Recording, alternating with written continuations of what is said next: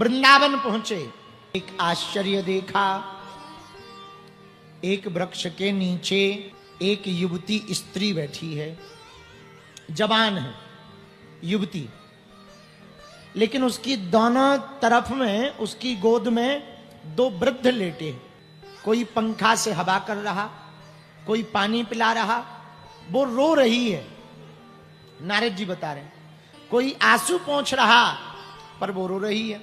नारद जी बोले, भैया हमें लगा ये कोई बड़ी दुखियारी है, कुछ गड़बड़ हो गई है, चलो पूछना चाहिए क्या गड़बड़ है। नारद जी बोले, भैया हम जाना चाहा हमने, पर मध्य से ही बीच से हम लौट आए।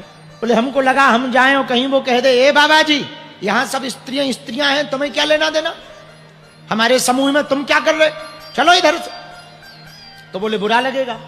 नारद जी बोले, भैया जैसे ही हम वापस आने लगे मध्य रास्ते से, उसी समय वो स्त्री चिल्लाई, महाराज रुको, ए महात्मा रुको, ए साधु महाराज रुको।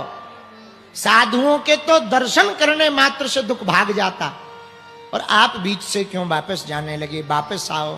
पूछा कौन हो तुम?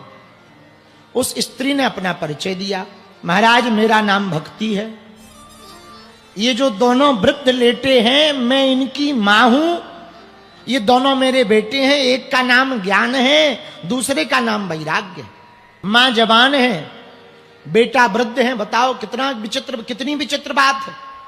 एक बात बताओ देवी जी, आप जवान हो, बेटा दोनों वृद्ध हैं, कारण क्या है? भक्ति देवी बोली, महाराज कलयुग के प्रभाव के कारण हम तीनों वृद्ध हो गए थे। मैं भक्ति देवी भी वृद्ध हो गई थी, ज्ञान वैराग्य भी वृद्ध हो गए थे, लेकिन महाराज हम तीनों जगह जगह गए, लेकिन जब वृंदावन में आए तो मैं तो जवान हो गई, पर मेरे दोनों बेटे अभी भी वृद्ध हैं। नारद जी बोले, चिंता न करो, हम उपाय करते हैं। यदि हमारे दोनों बालकों की मूर्छावस्था नहीं खुलेगी तो सुन लो कान खोलकर, हम यह स्थान छोड़कर विदेश चले जाएंगे।